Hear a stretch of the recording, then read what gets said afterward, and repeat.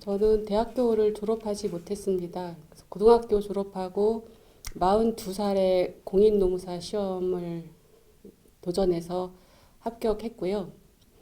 어, 주로 살아온 경력은 이제 20대 때 대학교 들어갔다 포기하고 나와서 노동운동을 해서 87년도에 노동자 대투쟁 때 성남 OPC 동양정밀 노동조합에서 89일간 파업을 했는데 그때 제가 이제 주도한 사람이 3명이었는데 그 중에 한 명이었습니다. 그랬고 노동조합에서 나온 이후에는 가정주부로 살았는데요. 살면서 이제 한 직업이 엄청나게 많습니다. 저는 고등학교 1학년 때부터 아르바이트를 했는데 이제 뭐 편한 일로는 가외 같은 것도 했지만은 그 공사장에서 돌도 날라봤고 그다음에 길거리에서 노점 장사도 해봤고 그다음에 결혼한 다음에는 뭐 생선 장사도 하면서 이제 가게를 꾸려가려고 부모님께 손 안 벌리고 꾸려가려고 이렇게 살았습니다. 그랬고 42살에 이제 합격한 이후에는 노무법인을 개업해서 지금 노무사 5명, 그다음에 직원 5명, 노무법인 치고는 좀 중규모 이상의 노무법인을 나름 성공적으로 운영을 해갖고 왔고요. 그다음에 제가 정치에 이제 관심을 가진 거는 뭐 부모님도 정치에 관심이 많았지만 집안 자체가 굉장히 그 정치의 중요성을 많이 알고 토론을 많이 했던 것 같아요. 뭐 저희 형제들이 다 대학교를 나오거나 그러진 않았어도 정치에 관심을 많이 가지고 살았고요. 2012년도, 17년도 이제 문재인 대통령 대선 캠프 때 노동특보로 이제 활동을 열심히 했었습니다. 그리고 뭐 감히 갑자기 이렇게 비례대표에 응모를 하게 된 까닭은 사실은 이제 우리 문재인 대통령 그러니까 이번 정부 출범하면서 개혁에 대한 뭐 뭐랄까 소망이 드디어 이루어지나 보다라고 생각하고 굉장히 많이 관심을 가지고 열심히 응원을 했는데 실제로 대통령 혼자서 외로운 싸움을 하고 계시다라는 생각이 들고 우리 국회의원들이 사실은 더 앞서 나가서 대통령이 그것을 수용하는 방식으로 개혁을 이끌어 나갔더라면 이것이 매우 잘 갔을 텐데 대통령 혼자서 이 모든 걸 다 책임을 지고 국회의원들은 솔직히 죄송하지만 편안한 길을 그냥 즐기시는 거 아닌가라는 생각이 들었고 이번에 이번 선거를 앞두고 사실은 과연 우리 민주진영이 이길 수 있을까라는 걱정이 너무 많이 됐었어요. 물론 선거 제도도 이랬지만 어떻게 보면 민주당이 너무 안이하다라는 걱정이 많이 있었는데 이제 이렇게 열린민주당을 먼저 창당하셔서 이제 인터뷰하시는 것도 제가 유튜브로 다 보고 했는데요. 이제 두 분 의원들 말씀하시는 거 다 들었는데 누구 하나 선뜻 그 명분에 얽매여 가지고 치고 나가지 못하시는 그런 상황이 너무 답답했었거든요. 이미 이렇게 판을 짜여졌고 저 사람들은 먼저 뭐 미래당이죠. 그분들이 먼저 치고 나갔는데 우물쭈물하고 계신 모습이 너무 사실 답답했었어요. 그 우리 국민들이 원하는 것은 명분도 좋고 다 좋지만 실질적으로 우리가 촛불을 들었던 그 정신을 국회의원들이 나가서 앞장서서 해주기를 바랬는데 그 욕먹기 싫어서 우물쭈물 거리고 있다고 생각하니까 사실 좀 화가 났었거든요. 그래서 마침 이제 이렇게 열린 민주당에 제가 이렇게 원서를 낸 것은 그런 답답함에서도 있었고 그다음에 그러니까 2007년도 대통령 선거 때부터 경제 민주화에 대한 그런 화두가 계속 저희 그 투표의 어떤 그 관심사였고 제일 중요한 모티브였는데 실제로 그 경제 민주화를 정말로 가슴 깊이 고민한 국회의원들이 계셨나라는 생각을 저는 솔직히 의심의 눈으로 여태까지 보고 있었습니다. 그리고 우리 이번 정부에서도 경제민주화가 관심이 없다고 보여지진 않는데 사실은 이 경제민주화는 그 다른 이해집단, 거대한 이해집단하고 충돌하고 있잖아요. 이런 부분을 갖다가 대통령이 치고 나가실 게 아니라 정말 생각 있는 국회의원들이 뜻을 모아서 공론화시키고 그것을 요구하는 방식으로 이것을 끌고 나가야 되는데 그렇게 하시는 분이 없구나라는 그런 생각이 들어서 그 자기소개서 내지는 그 의정활동 계획서에도 경제민주화가 되게 올드한 그 표제어 같긴 했지만 정말로 저는 민주화는 결국은 경제민주화로 나타나야지만 정말 민주라고 생각합니다. 그래서 경제민주화에 대한 내용으로 의정계획서 썼습니다. 그때 당시에 제일 오래 한 겁니다. 당시에 87년도에 노동자 대출쟁 때 제일 길게 한 파업이고 OPC가 그 직원이 15,000명이었고요. 방위산업체였어요. 그래서 노조 활동하는 게 어마무시했던. 몇 살 때예요 그때가? 그때가 22살, 3살 이럴 때인데 정말 겁없이 했었습니다.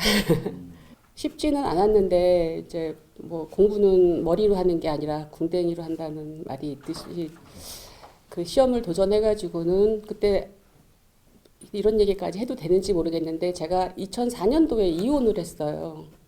그리고 2005년도에 이제 약간 멘붕 상태에 있다가 2005년도에 아이들을 제가 두 아이들을 맡아서 키우기로 했는데 이혼한 엄마 직업도 번번치 않고 이렇게 해가지고는 우리 아이들을 뒷받침하기가 힘들겠다 이 생각이 들어서 노무사 시험을 도전을 했어요. 그래서 아이들은 집에다 떼놓고 신림동에 들어가가지고 뭐 비교적 빨리 합격했는데 하루에 16시간 정도 공부하고 잘 때도 이어폰을 끼고 잠꼬대로라도 들리라고 꼽고 공부. 엄마의 힘이 결국 이렇게 해서 만들어. 합격을 빨리 했습니다. 예. 그리고 노무사 개업해가지고도 사실은 15기가 제가 15기거든요. 15기 중에서는 저가 제일 아마도 법인을 제일 잘 운영하고 있는 것으로 생각이 들어요. 근데 뭐 좋은 대학교도 못 나왔고 그다음에 직업 경력도 없고 한데 그만큼 한 거는 그 제가 하는 일로서 감동을 시키면 저절로 손님을 모시고 온다라고 생각을 해서 정말 돈 같은 거 따지지 않고 맡은 일은 무조건 최선을 다했어요. 그랬더니 저절로 잘 됐는데 사람들이 너는 어떻게 그렇게 영업을 잘하냐 이렇게 물어보면 제가 이렇게 대답합니다. 조금 손해본 듯이 하면 다 잘 된다 이렇게 얘기하고 있습니다. 답입니다. 네. 의정활동 계획서에 쓴 내용은 첫 번째는 이제 경제민주화가 제 모토였고요. 첫 번째는 그 지금 퇴직연금 제도가 저희가 퇴직금 제도가 있고 퇴직금의 제도 중에 하나가 퇴직연금을 가입하게 하는 방법인데 퇴직연금이 지금 운용하는 회사가 수십 개가 있고 그다음에 그 상품이 수백 개가 있어요. 근데 운용 수익률이 거의 1%가 안 돼요. 그러면 저희의 퇴직연금 제도는 그러니까 직업 생활에서 떠나고 60세 이후에 그 연금을 수령하게끔 하겠다는 게 퇴직연금 제도를 만든 취지인데 실제로 그렇게 운영되지 않고 거의 운용사들의 그 뭐라 그럴까요? 운용 수익률만 높여주고 저희가 실제로는 저도 지금 퇴직연금을 계속 가입하고 있는데 0.6%인가 제가 수익률을 그러니까 누적 수익률이 그렇더라고요. 부은 돈에 비해서. 근데 이런 식으로 운영되고 있는 건 너무 불합리하다라고 생각이 들어서 퇴직금은 어차피 사업주가 부담을 하는 건데 이것을 국가에 연금화 시켜서 실제로 국민연금이 지금 노후 보장이 되고 있지 않는데 제2의 세컨드 국민연금화 시키게 되면 현재 근로활동을 하고 있는 사람이 적어도 국가에 큰 부담을 덜 주는 연금 생활자가 될 수 있겠다라는 생각이 제가 있었어요. 그래서 이 제도를 한 10년 전서부터 계속 얘기를 했는데 그냥 외쳤습니다. 이 퇴직연금이라는 것 자체가 모든 국민이 하는 게 아니라 퇴직금 적립제도가 있는 직장인들이 하는 거기 때문에 첫 번째는 그거고요. 두 번째는 더 중요하게 생각하고 있는 것은 이게 조금 뭐랄까 저희 가능해야 된다고 생각하는데 이 경제라는 건 순환하는 거잖아요. 그런데 이 경제의 순환은 예를 들어서 대기업이 있으면 저 말단 하청기업까지 3차, 4차 벤더까지 돈이 잘 흘러 들어가야 되는데 실제로 저희 나라는 그렇게 되지 않고 원재료는 대기업이 사다가 자기네들이 원청만 먹고 비싸게 팔고 그다음에 보증금 받고 물건을 외상으로 줍니다. 이런 식으로 하고 있고 그다음에 이 이제 실제로 하청을 둘 때도 하청 가격을 갖다가 얘네 하청에서 필요로 한 원가에 비해서 마진율을 챙겨주고 하는 게 아니라 자기네들의 이익률 먼저 챙기고 이 가격에 받으려면 받아라는 식으로 지금 하청 구조가 있어요. 그러면은 원재료를 수입할 때도 대기업이나 이런 큰 돈을 가진 사람의 힘, 그 다음에 실제로 그 물건의 최종 그 순환하는 키도 대기업이 다 갖고 있잖아요. 이런 가운데 그렇다 그러면은 이 거래 관계가 공정해야 되는데 실제로 저희 나라 공정거래법은 이 공정한 거래를 보장하고 있지 못하다고 생각하고 있습니다. 제가 이제 우리 자문사에서 이렇게 저한테 온갖 그 질문을 다 하기 때문에 제가 공정거래법을 열심히 봤거든요. 보니까 실제로 공정거래법은 공정거래를 심하게 말하면 저해하는 법이에요. 우리나라 법이. 그냥 직접 제소권이 없고요. 그 다음에 공정거래 피해를 당한 사람이 공정거래위원회에 만약에 제소를 해도 실제로 그것에 대한 유권 해석을 굉장히 협소하게 법률 요건에만 맞게 하는 거예요.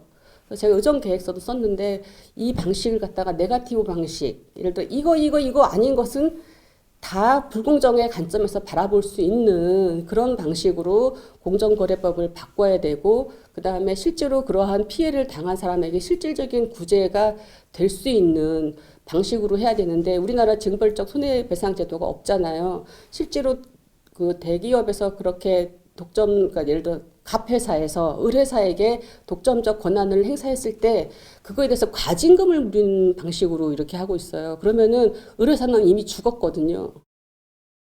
이래서 공정거래법을 바꾸는 것이 우리나라의 경제의 소통을 말단까지 원활하게 하는 방법이다라고 저는 생각하고 있고 그것이 2012년도 대선 때부터 우리 이번 정부는 해줬으면 좋겠다고 소망했던 제 소망이었습니다. 감정적이다? 좀 이렇게 마음으로 움직이는 이성적이지는 못합니다. 근데 그거 제 소신이기도 한데 저희 이제 말 길게 해도 되나요? 하고 싶은 말이 많았나 봐요. 저는 이렇게 측은지심이 없는 사람은 상종하지 말자 이런 이제 주의가 있어요. 근데 사람 중에 제일 나쁜 인간이 그런 것 같아요. 그래서 이렇게 뭐 세월호 때도 그랬고 그 다음에 이번에 조국 사건이 이렇게 풀어지는 과정에서도 뭐 어차피 인생의 불행은 다 닥치지만 남의 불행에 대해서 공감하지 않는 것에 대해서는 아무리 제가 감정적이거나 뭐 격정적이다라고 지적을 받아도 실제로는 그런 마음이 결국은 세상을 움직인다고 저는 생각하고 있어서 단점이지만 이것이 또 가장 큰 장점이라고 생각합니다.